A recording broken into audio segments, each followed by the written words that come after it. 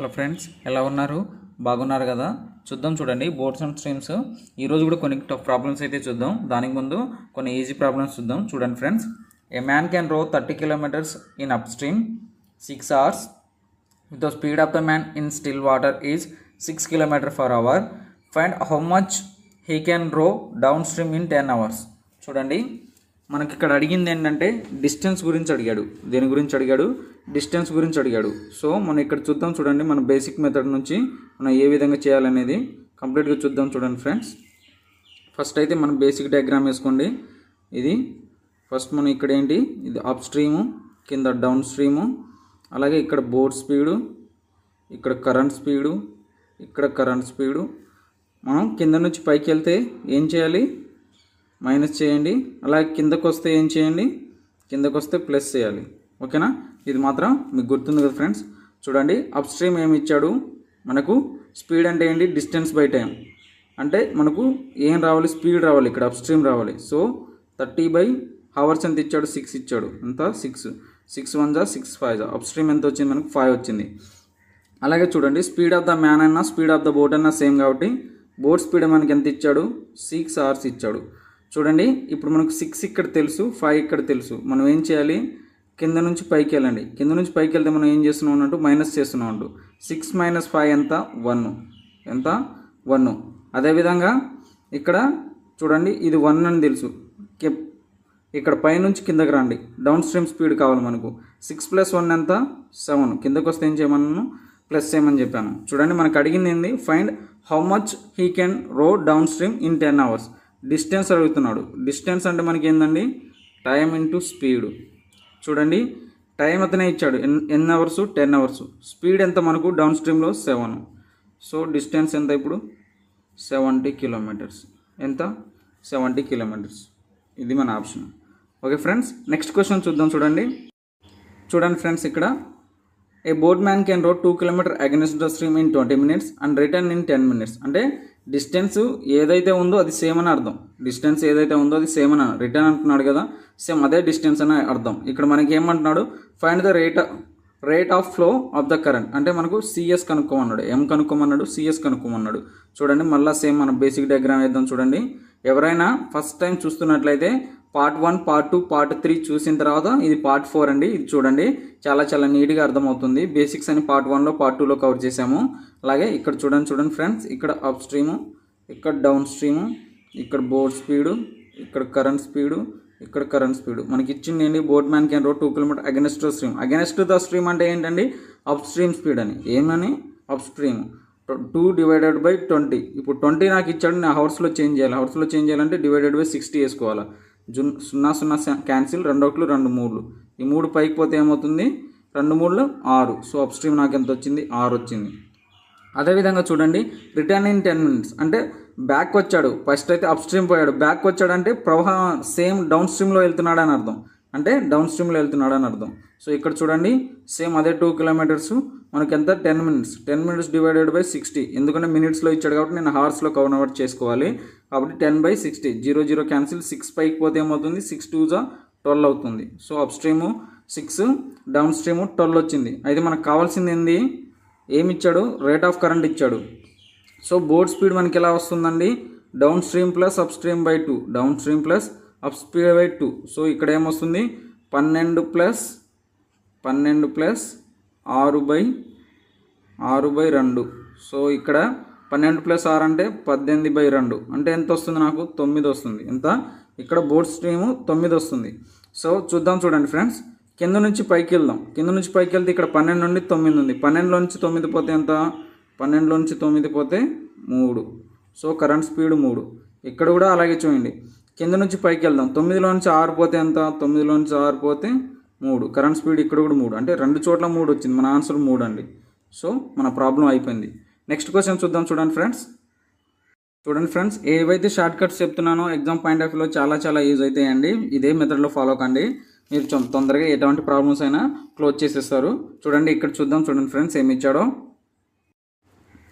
A motor boat can travel at 5 km/h in still water. It travel 90 km downstream in a river and then returned, taking altogether 100 hours and find the rate of flow of the river.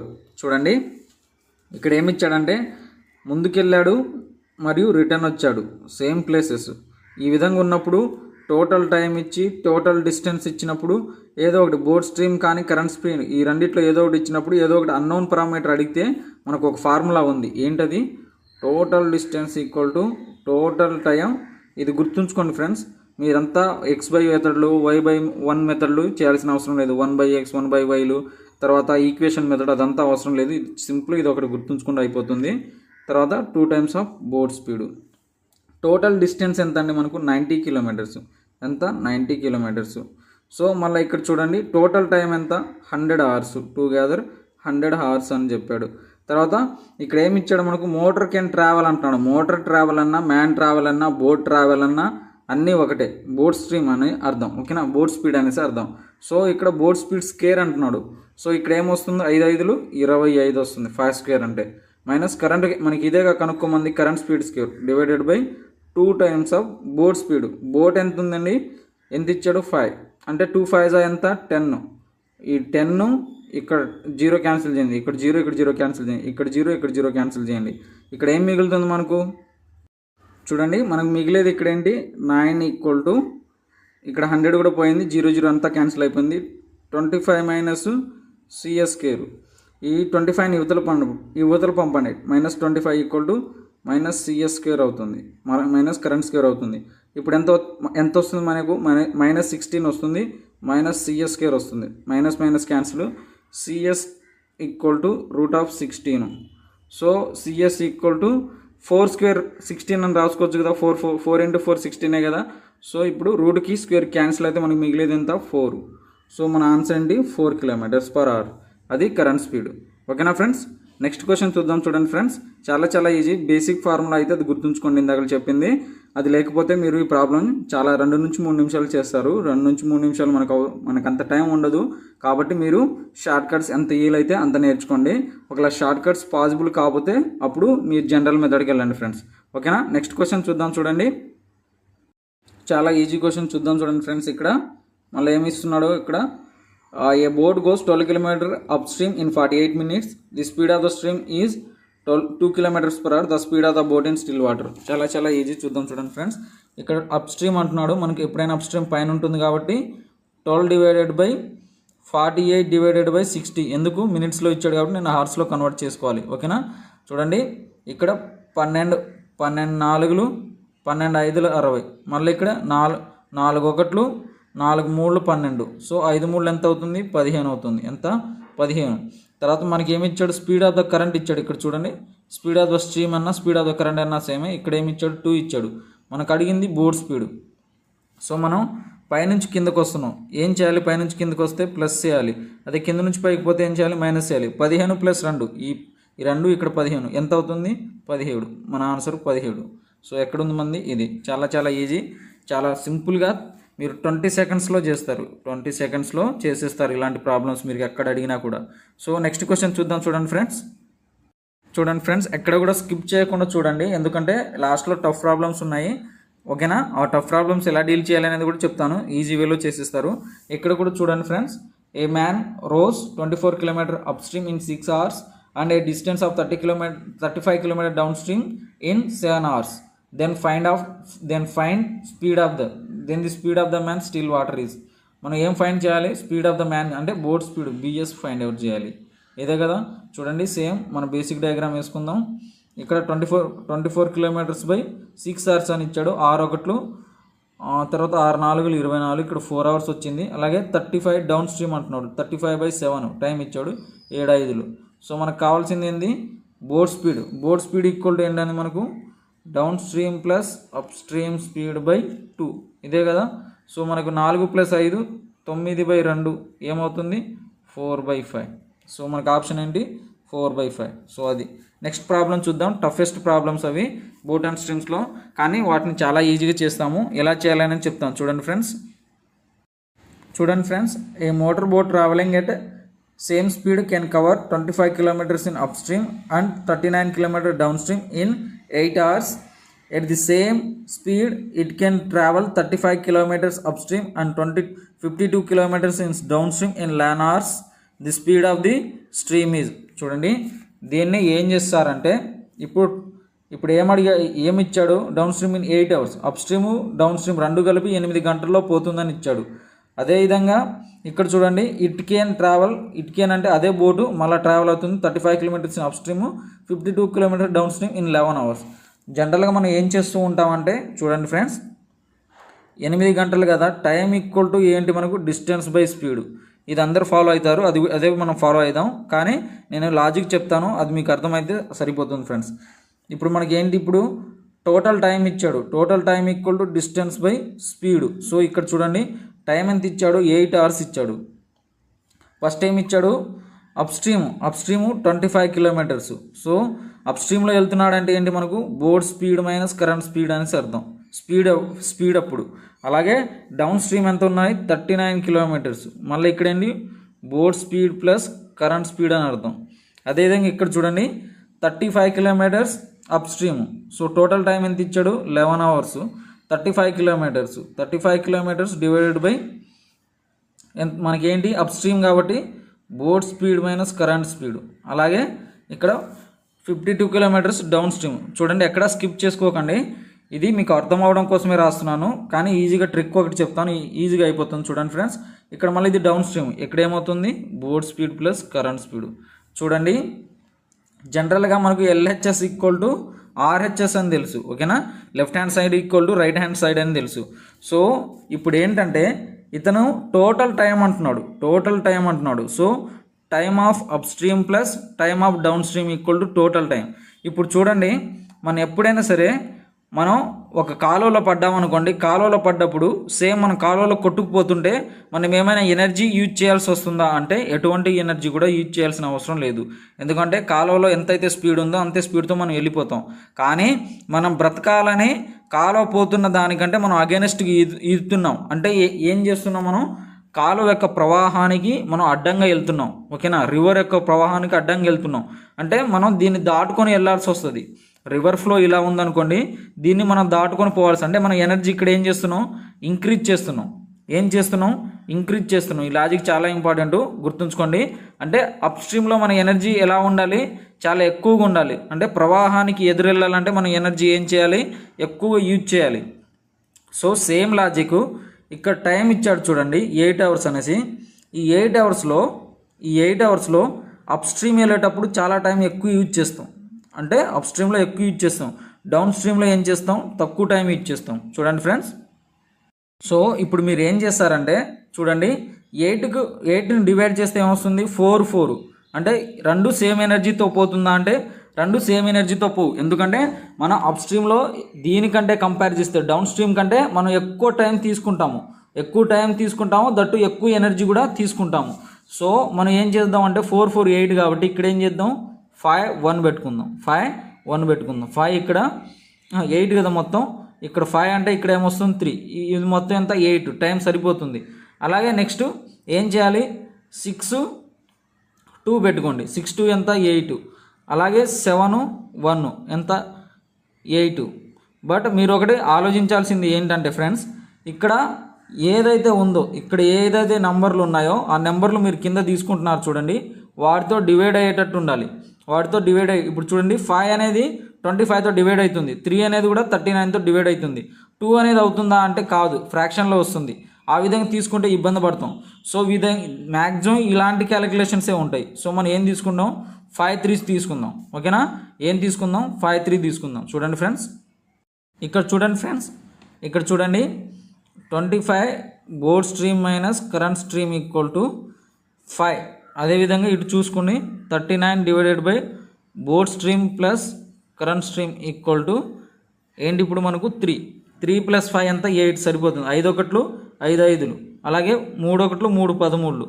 చూడండి వేరే equation ఉంది, ఇది equation 1 మాత్రమే, వేరే equation ఉంది కదా, ఇందులో కూడా మీరు ఈ 11 అవర్స్ని 6 5 ఆ విధంగా తీసుకున్నా కూడా ఇది సేమ్ ఆన్సర్ వస్తుంది. కాకపోతే మీకు అర్థం అవడం కోసం ఇక్కడ చెప్తున్నాను. చూడండి ఇప్పుడు ఏమవుతుంది, board speed minus current speed equal to 5, అలాగే board speed plus current speed equal to 3 వస్తుంది. ఏమొస్తుంది, 3 5 వస్తుంది. మనకు అడిగింది స్పీడ్ ఆఫ్ ద స్ట్రీమ్, చూద్దాం. చూడండి, సో మనకి ఏమొచ్చింది, board speed minus current speed equal to 5, తర్వాత board speed plus current speed equal to 3. చూడండి రెండు కరెంట్ స్పీడ్లను క్యాన్సిల్ చేసుకోండి. ఇక్కడ ఏమొస్తుందంటే 2 times of boat speed equal to 8 వస్తుంది. బోర్డ్ స్పీడ్ ఈక్వల్ టు 4 వస్తుంది. బోర్డ్ స్పీడ్ ఎంత వచ్చింది 4. ఇప్పుడు కరెంట్ స్పీడ్ మనం కనుక్కోలేమా అంటే బోర్డ్ స్పీడ్ని ఇక్కడ సబ్మిట్ చేయండి. బోర్డ్ స్పీడ్ని ఇక్కడికి సబ్మిట్ చేస్తే తర్వాత 4 minus current speed equal to 5. ఈ 4 యూతులు వస్తే -4 అవుతుంది. కరెంట్ స్పీడ్ ఈక్వల్ టు ఏమవుతుంది 1 అవుతుంది. సో ఈ విధంగా అయితే మనం చాలా ఈజీగా చేయొచ్చు. అలాగే మీరు సెకండ్ ఈక్వేషన్లో అదే విధంగా క్యాలిక్యులేషన్ చేసి చూడండి, ఈజీగా అయిపోతుంది. ఎక్కడైనా క్లమ్జీ అనిపిస్తే మళ్ళీ చూడండి ఫ్రెండ్స్, మళ్ళీ వేరే ప్రాబ్లం కూడా ఇప్పుడు ఎక్స్ప్లెయిన్ చేస్తాను చూడండి ఫ్రెండ్స్. ఎక్కడైనా అర్థం కాకపోతే కామెంట్ కాలంలో అయితే కామెంట్ చేయండి ఫ్రెండ్స్. ఎప్పుడైనా సరే మనం అప్ స్ట్రీమ్లో పోతున్నామంటే మనం ఎనర్జీ ఎక్కువ యూజ్ చేయాల్సి వస్తుంది, అలాగే మనకు టైం కూడా ఎక్కువ పడుతుంది. అదే ఒక లాజిక్తో ఈ విధంగా మనం చేయడం జరిగింది. మ్యాక్సిమం అన్ని ప్రాబ్లమ్స్ కూడా ఇదే విధంగా ఉంటాయి. ఓకేనా, మీరు చాలా తక్కువ టైంలో అయితే ఇదంతా చేస్తారు. మరి వేరే మెథడ్ ఈక్వేషన్ 1, ఈక్వేషన్ 2, మళ్ళీ XYలు సాల్వ్ చేసి మళ్ళీ క్వాడ్రాటిక్ ఈక్వేషన్ చేసి ఇదంతా చేస్తే మనకు టైం ఉండదు. దాదాపు అది 4 నిమిషాలు పడుతుంది. అది ఎన్ని నిమిషాలు పడుతుంది? 4 నిమిషాలు పడుతుంది. సో మనకు టైం లేదు కాబట్టి మనం ఈ ప్రాసెస్ చేయాలి. ఓకేనా ఫ్రెండ్స్, నెక్స్ట్ క్వశ్చన్ చూద్దాం. చూడండి, సేమ్ ఇదే. చూడండి friends, a boat covers 12 km upstream and 18 km downstream in 3 hours, while it covers 36 km upstream and 24 km downstream in 6.5 hours. What is the speed of the current? ఇదే కదా మనం అడిగింది. So same ఇందాకలాగే రాసుకుందాం. మనకి ఏంటంటే చూడండి ఫ్రెండ్స్, ఎప్పుడైనా సరే టైం అనేది ఫ్రాక్షన్లో ఇస్తే దానికి ప్రిఫరెన్స్ ఎక్కువ ఇవ్వండి. టైం అనేది ఫ్రాక్షన్లో ఇస్తే దానికి ప్రిఫరెన్స్ ఎక్కువ ఇవ్వండి. ఫస్ట్ నుంచి రాసుకుందాం చూడండి, ఏ కన్ఫ్యూజన్ లేకుండా. టైం ఈక్వల్ టు ఏంటంటే మనకు డిస్టెన్స్ బై స్పీడ్. సేమ్ అదే ఫార్ములా ఇక్కడ కూడా. ఇక్కడ చూడండి, టైం ఈక్వల్ టు ఎంత ఇచ్చాడు మనకు 3 hours ఇచ్చాడు. సో 12 km అప్ స్ట్రీమ్ అంటున్నాడు. అప్ స్ట్రీమ్ అంటే బోర్డ్ స్ట్రీమ్ మైనస్ కరెంట్ స్పీడ్కి వచ్చేసరికి. తర్వాత 18 km ఇన్ డౌన్ స్ట్రీమ్ అంటున్నాడు. ఇక్కడండి బోర్డ్ స్ట్రీమ్ ప్లస్ కరెంట్స్. ఓకేనా, ఇక్కడ మళ్ళీ ఇక్కడ చూడండి 6.5 hours అంటే నేను 6.5 రాసుకుంటున్నాను. ఇక్కడ ఏంటి 36 km అప్ స్ట్రీమ్. ఇక్కడ ఏమవుతుంది board stream minus current stream plus ఇక్కడ చూడండి 24 km in down stream. Board stream plus board speed plus current speed. So ఈ విధంగా అయితే ఫ్రేమ్ చేసుకోండి. నేను ఈ ఈక్వేషన్ని తీసుకోవట్లేదు. లాస్ట్ టైం ఈ ఈక్వేషన్ని తీసుకున్నాను, ఫస్ట్ ఈక్వేషన్ని. ఇప్పుడు సెకండ్ ఈక్వేషన్ తీసుకొని చూద్దాం. చూడండి ఫ్రెండ్స్, అలాగే చూడండి ఇక్కడ కూడా సేమ్ లాజిక్. అప్ స్ట్రీమ్లో మనకు టైం ఎక్కువ పడుతుంది, డౌన్ స్ట్రీమ్లో మనకు టైం తక్కువ పడుతుంది. 6 అంటే 3 అనేసి అర్థం. డివైడెడ్ బై, ఈ ఇద్దరు ఈక్వల్ టైంలో వెళ్తే ఎంత టైంలో వెళ్తారు? 3 టైంలో వెళ్తాడు. ఇక్కడ 0.5 తీసుకోండి. అంటే 3.5తో ఇది 36 పోతుందా అంటే పోదు. 3తో 24 పోతుందా అంటే పోతుంది. ఈ విధంగా తీసుకుంటే ఇబ్బంది పడతారు. సో ఇక్కడ ఏం చేస్తారు, ఒకటి ఇంక్రీజ్ చేయండి, ఇక్కడ ఒకటి డిక్రీజ్ చేయండి. ఏమవుతుంది టైము 4.5 ఈక్వల్ టు 2 అవుతుంది. 4.5 ప్లస్ 2 ఎంత 6.5. LHS equal to RHS. ఓకేనా ఫ్రెండ్స్, మళ్ళీ చూద్దాం చూడండి. సో ఇక్కడ చూడండి friends, 36 divided by board stream minus current stream equal to నేను ఏ విధంగా తీసుకోవచ్చు 4.5. 4.5 అంటే ఏంటండి 4.5 అంటే 9/2 తీసుకుంటున్నాను. ఎందుకంటే దీంతో ఇది కట్ అయ్యేటట్టు ఉండాలి, అంటే దీంతో ఇది పోయేటట్టు ఉండాలి. ఎప్పుడైనా సరే అదే విధంగా తీసుకోవాలి. తర్వాత చూడండి 24 divided by board stream plus current board speed plus current speed equal to మనకి ఎంత ఇప్పుడు ఇక్కడ 4.5 అంటే మనకు మొత్తం 6.5 రావాలి. ఇక్కడ నాకు ఎంత రావాలి ఫ్రెండ్స్, ఇక్కడ 2 వస్తే సరిపోతుంది. 4.5 ప్లస్ 2 అంటే 6.5. ఇక్కడ 4.5 తీసుకోవడానికి గల కారణం మనం అప్ స్ట్రీమ్లో టైం అనేది ఎక్కువ తీసుకుంటాము, ఎనర్జీ అనేది ఎక్కువ తీసుకుంటాము. కాబట్టి రెండు సేమ్ పోలేము కాబట్టి ఇక్కడ ఎక్స్ట్రా తీసుకున్నాను. దట్ ఈ తీసుకున్నది దీంతో కట్ అయ్యేటట్టు ఉండాలి, అంటే దీంతో డివైడ్ అయ్యేటట్టు ఉండాలి. చూడండి 2 1 2 12 ఓకేనా, 2 12 చూడండి 9 1 9 4. సో ఇప్పుడు మనకి ఏమొస్తుంది, ఇక్కడ నుంచి board stream minus current stream equal to 4 2 ఎంత 8. ఇది 8 వచ్చింది. అలాగే ఇక్కడ చూడండి board speed plus current speed equal to మనకి ఇక్కడ ఎంత వస్తుంది 12 వస్తుంది. ఎంత 12 వస్తుంది. చూద్దాం చూడండి, ఇంక మనకి ఈ రెండు వస్తే అయిపోయాయి. ఏదైనా ఇప్పుడు ఏమడిగాడు, what is the speed of the current అడిగాడు, అయిపోతుంది. చూడండి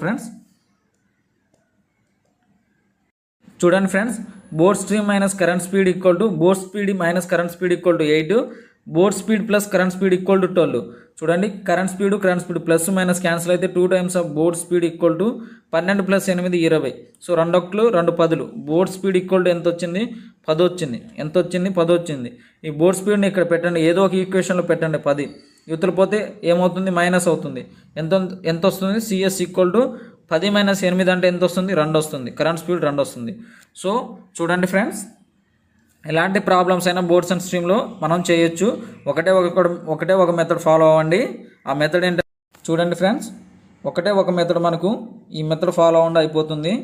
ఇక్కడ ఏంటి మనకు ఫస్ట్ అప్ స్ట్రీము, ఇక్కడ అప్ స్ట్రీము, ఇక్కడ డౌన్ స్ట్రీము, అలాగే ఇక్కడ బోర్డ్ స్పీడ్ ఎప్పుడైనా మనకి ఏ విధంగా తీసుకోవాలి?